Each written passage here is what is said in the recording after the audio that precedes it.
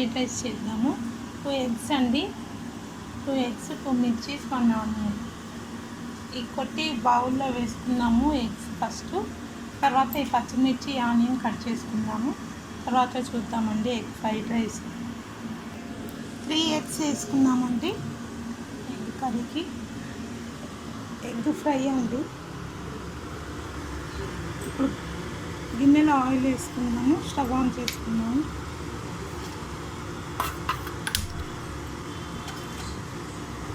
Oil వేసుకున్నామండి.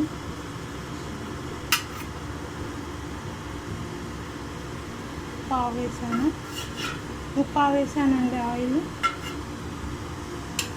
ఇప్పుడు ఈ oil heat అయ్యాక మనం ఆనియన్, పచ్చిమిర్చి కట్ చేసుకున్నాం కదా, ఇది వేసేసుకున్నాం అందులో.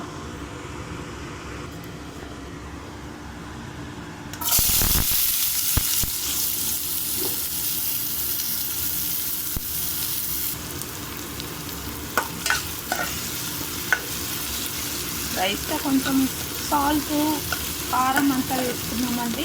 కొంచెం పసుపు, కారం, ఉప్పు అంతా వేసుకొని కలిపేసుకున్నాం రైస్లో.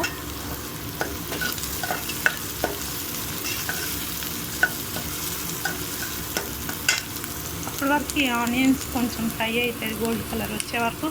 మనం అన్నంలో ఉప్పు, కారం, పసుపు అంతా వేసి మిక్స్ చేసి పెట్టుకున్నాము. కలిపేసుకున్నామండి రైస్.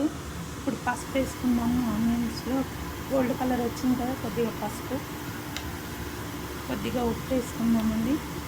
3 ఎగ్స్ కదా,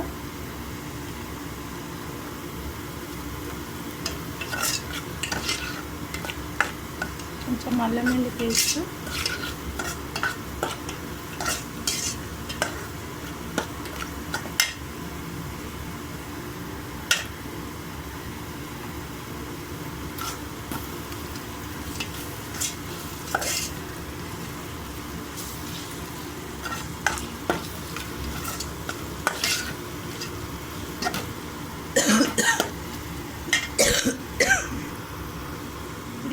వేసేసుకున్నామండి.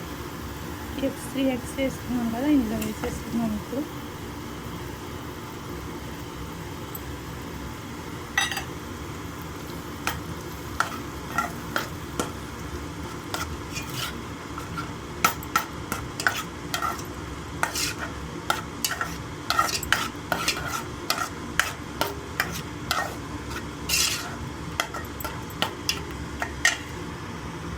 కొత్తిమీర కూడా వేసుకున్నామండి.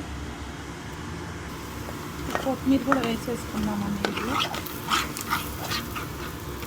వేసాక కదా ఎగ్ ఫ్రై అయిపోయిందండి. ఎగ్గు పుట్టు అంటారండి దీన్ని. ఆనియన్ వేసి ఎల్లో కలర్లో చేసాం కదా, ఈ ఎగ్లో ఇప్పుడు ఈ కొత్తిమీర కూడా వేసేసుకుందాము.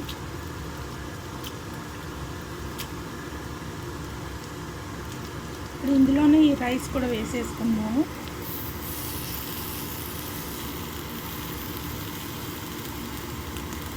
చాలా బాగుంటుందండి కమ్మగా.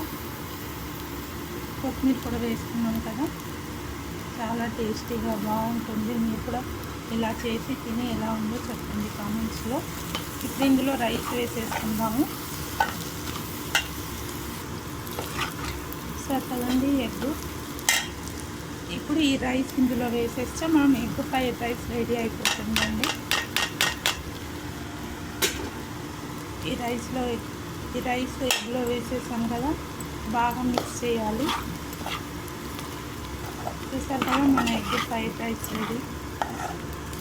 చాలా సింపుల్ అండి, చాలా టేస్టీగా ఉంటుంది, చాలా కమ్మగా టేస్టీగా ఉంటుంది. మీకు ఇలా చేసి తిని ఎలా ఉందో కామెంట్స్లో చెప్పండి. Thank you guys. 2 మినిట్స్లో అయిపోతుందండి.